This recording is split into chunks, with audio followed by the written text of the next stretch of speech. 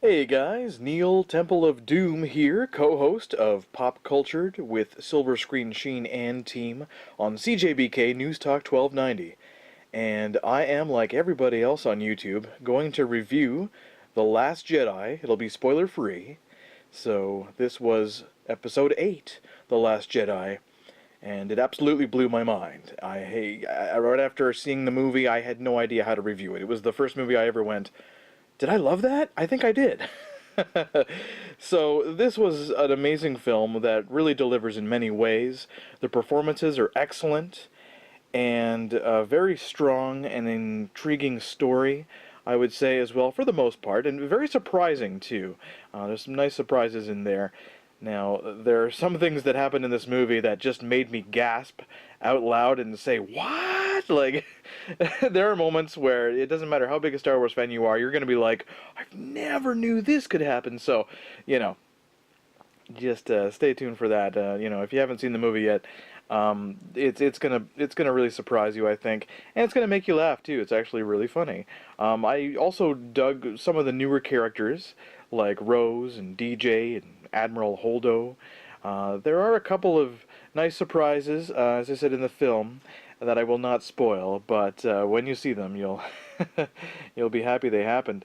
However, some questions are answered and some are not answered, so they kind of answer our questions and then we have more questions. So it's a little bit of a tease that way, but I like it. I like that the way they do that, and a lot of things will probably be answered by episode 9, of course, which is going to be directed by J.J. Abrams. Now, the only issue I kind of had with the movie was the pacing. It did seem a little odd at times, especially in the first act of the film. But the overall storyline is very solid. Leia, played by the late great Carrie Fisher, of course.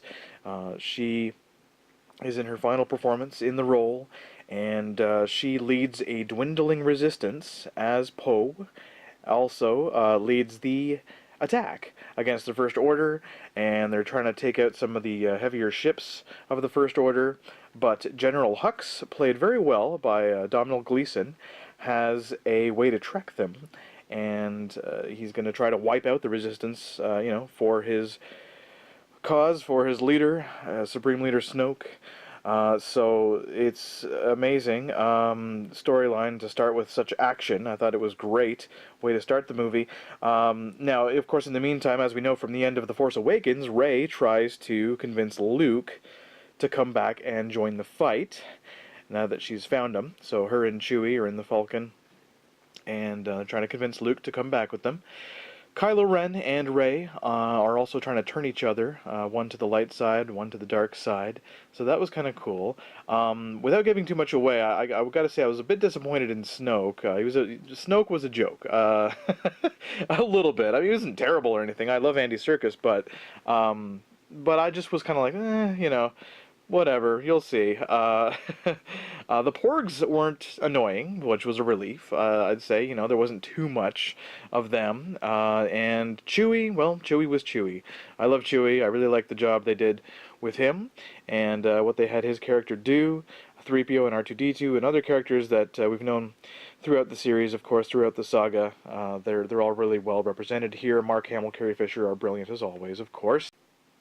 So, overall, I was clearly impressed by The Last Jedi. Episode 8 is a sprawling, near masterpiece, with some pacing issues, and a couple of scenes that were like, meh.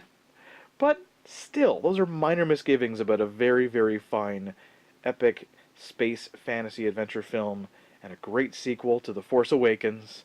Director Rian Johnson is getting his own trilogy, and now I see why.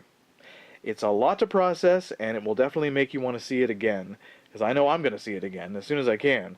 It's a beautiful film, like literally beautifully shot, beautiful looking film, and I really think that with repeat viewings it is going to get better, and my score might go up, but for now, I'm going to give it a really, really respectable 9 out of 10 for a great job, a great ensemble cast. And, wow, I don't know what they're going to do, how they're going to possibly top it with Episode 9, with J.J. directing, but we'll have to wait and see, of course. But thanks again, guys, for watching this quick review of Star Wars Episode 8 The Last Jedi. And be sure to tune in to Pop Cultured with Silver Screen Sheen and team every Saturday at 5 p.m. for all your latest entertainment and pop culture news. And you tune in at cjbk.com. So thanks again, guys. Once again, this is Neil for Pop Cultured. Peace, and may the Force be with you.